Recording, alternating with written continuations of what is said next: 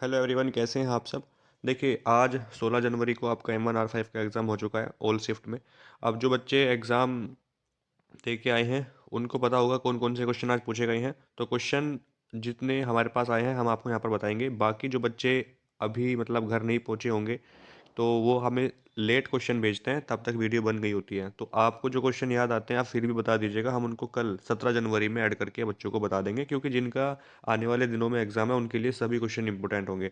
तो जो बच्चा क्वेश्चन नहीं भेज पाया है किसी कारण से तो वो हमें ज़रूर व्हाट्सअप पे भेज दे। हमारा व्हाट्सअप नंबर 8505848968 है। अब बच्चे व्हाट्सअप पे भी क्वेश्चन भेजते हैं, वीडियो कमेंट बॉक्स में बता देते हैं। अब इतनी सारी वीडियोज़ हैं तो किसी के भी कमेंट बॉक्स में जाके कमेंट करके बता देते हैं बच्चे, तो मुश्किल होता है ढूंढना। हालाँकि नोटिफ़िकेशन मिल जाता है हमें, लेकिन उतना फिर ध्यान नहीं जाता क्योंकि बहुत सारे कमेंट्स आते हैं तो वो मिस हो जाते हैं क्वेश्चन। इसके अलावा टेलीग्राम पे भेज सकते हैं आप हमें, ठीक है? तो टेलीग्राम पे, व्हाट्सएप पे कोशिश कीजिए कि ज़्यादा क्वेश्चन भेजें। वीडियो के कमेंट बॉक्स में जो है क्वेश्चन जो है मिस हो जाते हैं, ढूँढ नहीं पाते।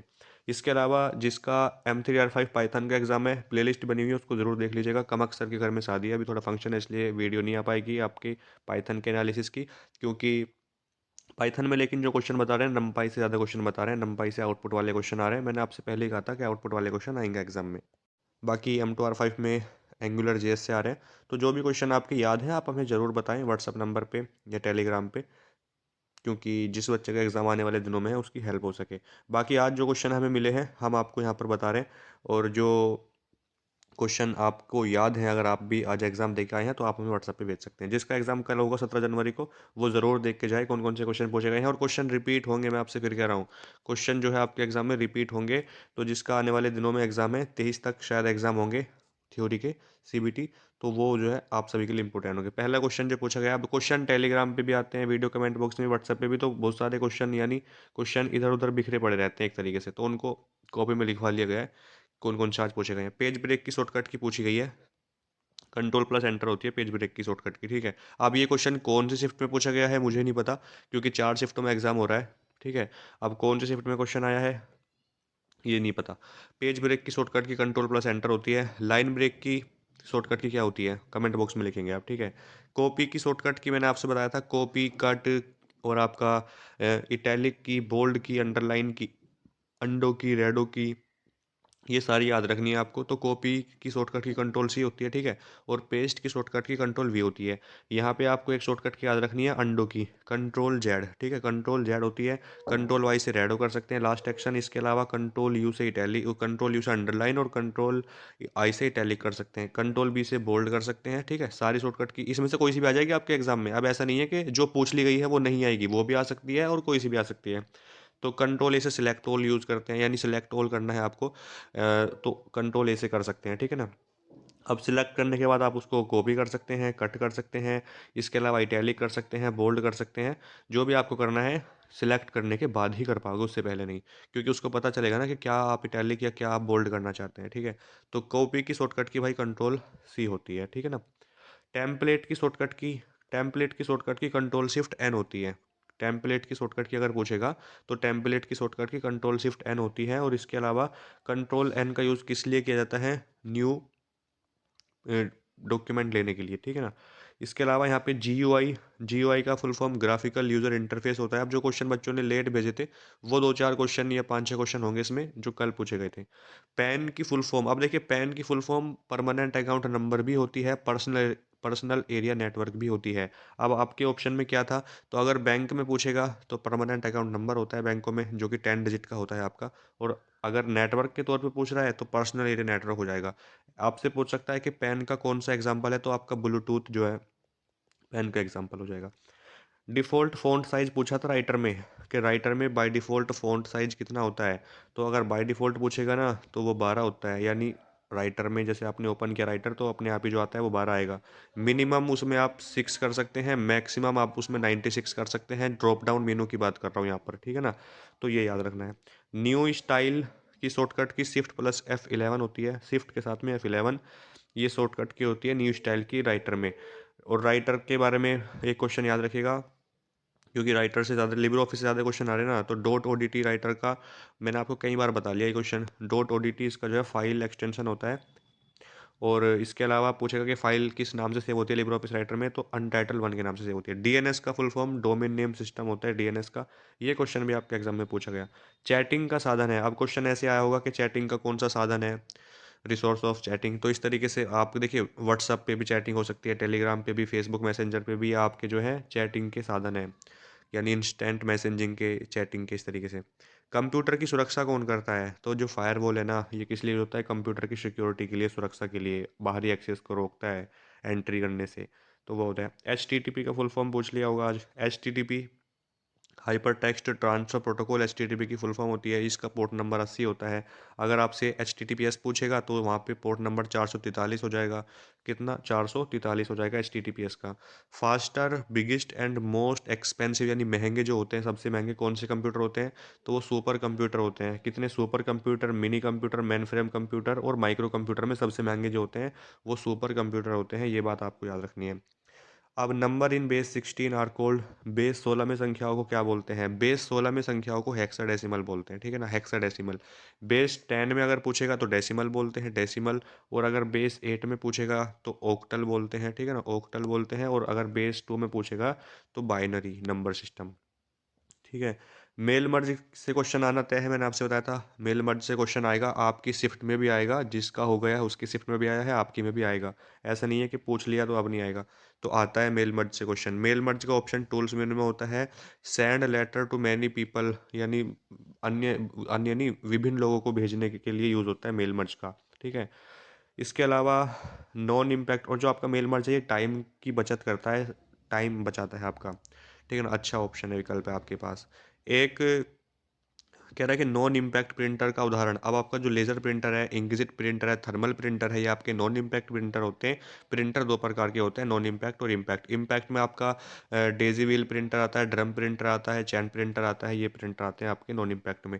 एक निबल में कितने बिट्स होते हैं, तो एक निबल में 4 बिट्स होते हैं, और दो निबल में आपके 8 बिट्स, यानी दो निबल जो है आपका 1 बाइट के बराबर हो जाएगा, क्योंकि जो 8 बिट्स मिला के 1 बाइट बनाते हैं, तो दो निबल में 8 बिट्स हो जाएंगे, यानी 1 बाइट हो जाएगा। MIDI का full form musical instrument digital interface होता है, MIDI का फुल फॉर्म याद रखिएगा।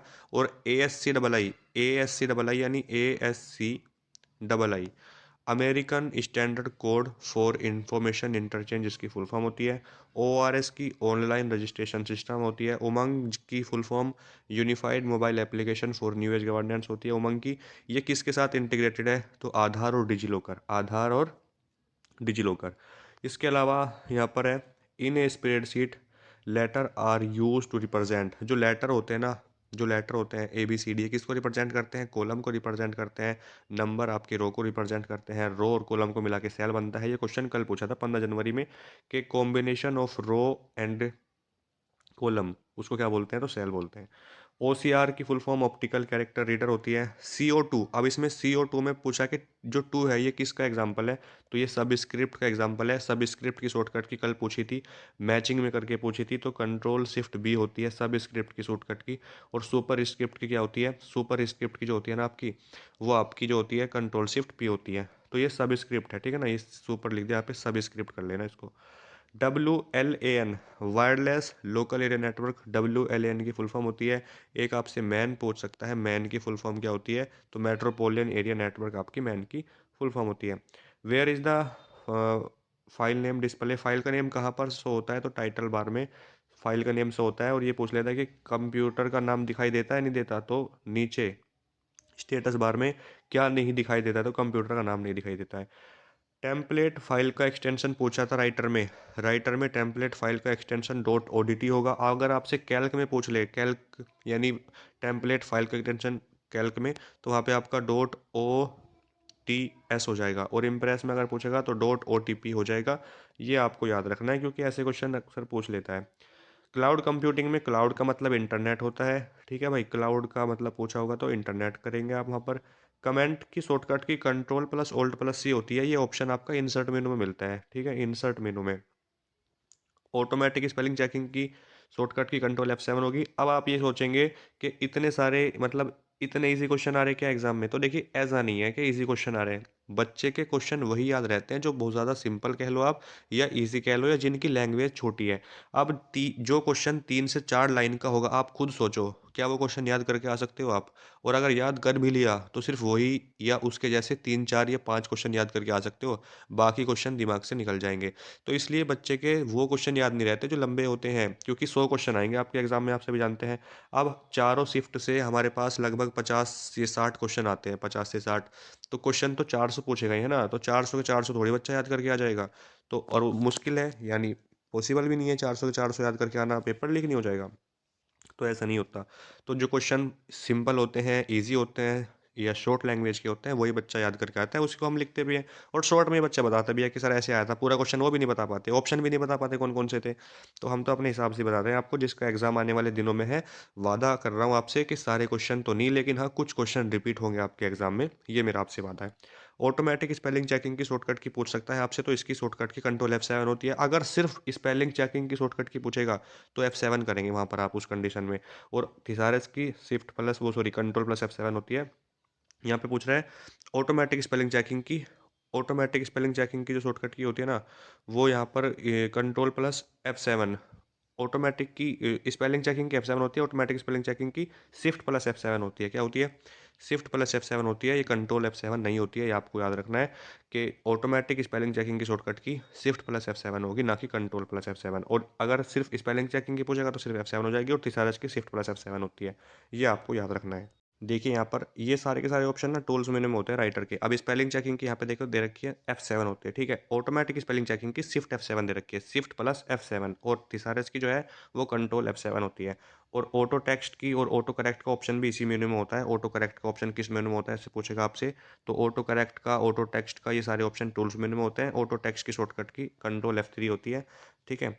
बाकी मेल मर्ज का ऑप्शन भी आपको इसी में देखने के लिए मिलता है। एक्सटेंशन मैनेजर की शॉर्टकट की पूछ लेता है, तो कंट्रोल ऑल्ट ई होती है एक्सटेंशन मैनेजर की, ठीक है। तो आपको याद रखना है। नेक्स्ट है मैक। अब देखिए मीडिया एक्सेस कंट्रोल मैक की फुल फॉर्म होती है, 48 बिट्स का होता है, ये याद रखना। IPv4 और IPv6 में से एक पूछा गया होगा ज़रूर आज, बच्चा बताए नहीं।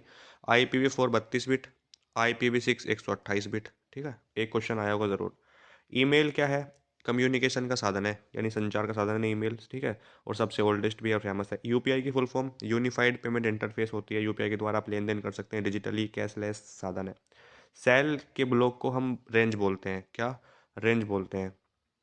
अंडो की शॉर्टकट की कंट्रोल जेड होती है, अंडो करना है अगर आपको तो कंट्रोल जेड से कर सकते हैं। थर्ड जनरेशन में क्या यूज़ हुआ था, तो आईसी इंटीग्रेटेड सर्किट मैंने आपसे बताया था, जनरेशन से क्वेश्चन आएगा ही। तो जनरेशन से क्वेश्चन में आपसे फर्स्ट जनरेशन में पूछ सकता है, तो वैक्यूम ट्यूब, ठीक है, वैक्यूम ट्यूब यूज़ हुआ।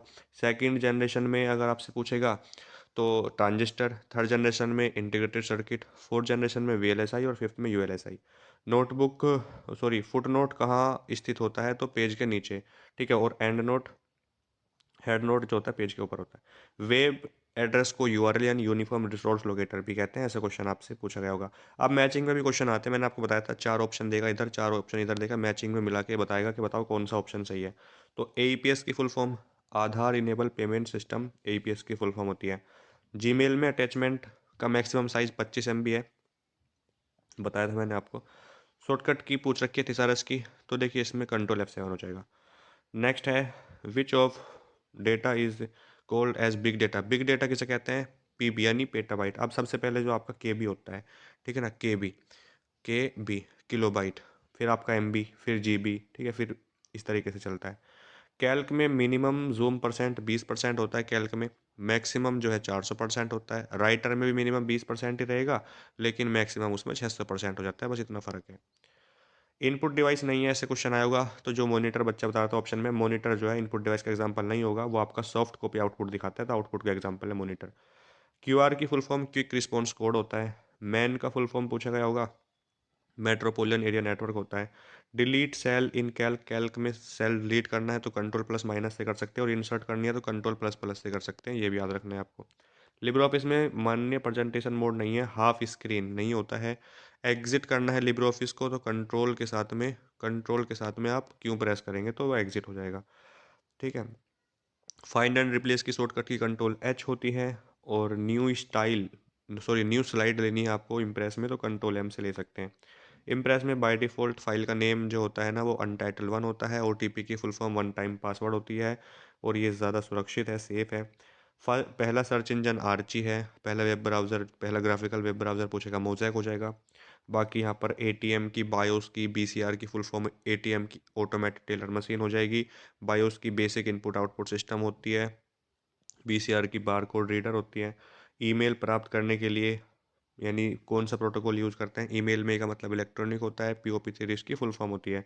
ईमेल के साथ भेजे गए डॉक्यूमेंट को अटैचमेंट बोलते हैं। इसके अलावा नया ईमेल भेजना है किसी को आपको तो कंपोज पे क्लिक करते हैं, ईमेल में 25 एमबी तक की फाइल भेज सकते हैं, ये भी आपको याद रखना है। वेब पेजों के संग्रह को वेबसाइट बोलते हैं, ये भी आपको याद रखना है, ठीक है। इसके अलावा जो क्वेश्चन आपको याद हैं, जो आपके एग्जाम में पूछे गए हैं, चाहे M1 के हो, M2 के, M3, M4 के, किसी भी मॉड्यूल के हो, आप हमें बताइएगा तो बच्चों की हेल्प हो सकेगी। टेलीग्राम में डाल दूंगा मैं, वहाँ से आप पढ़ सकते हैं कौन कौन से क्वेश्चन पूछे गए हैं, ठीक है। तो जिसका एग्ज़ाम आने वाले दिनों में है, उन सभी को बेस्ट ऑफ लक। पढ़ते रहिए, एग्ज़ाम अच्छा होगा, डरने की किसी को कोई ज़रूरत नहीं है। जितना आपने पढ़ा है क्वेश्चन उसी में से आएगा। मैंने आपसे कहा है हमेशा 10 से 15 क्वेश्चन तो ऐसे आते ही हैं जो बच्चा नहीं कर पाता। अब 100 में से इतने 10 से या 10 क्वेश्चन तो ऐसे आएंगे जो घुमाए के जो आपको घुमा सकते हैं। तो आपको कुछ डरना नहीं है, क्वेश्चन सारे अटैम्प्ट करके आने हैं, कोई क्वेश्चन छोड़ना नहीं है, नेगेटिव मार्किंग नहीं है। तो जिसका भी एग्ज़ाम है वो हमें कमेंट में या व्हाट्सअप नंबर पे या टेलीग्राम में क्वेश्चन ज़रूर भेजें। और बाकी कितना स्कोर करके आए हैं आप, कितना स्कोर आपका हो रहा है एग्ज़ाम में, वो भी आप हमें बताइए, ताकि प्रैक्टिकल के कितने नंबर आपको लाने पड़ेंगे प्रैक्टिकल में उसका अंदाज़ा लग सकेगा उसी से, ठीक है। तो चलिए मिलते हैं नेक्स्ट वीडियो में। वीडियो को लाइक किया करो और चैनल को सब्सक्राइब नहीं किया तो प्लीज़ कर दीजिए। Thank you, bye.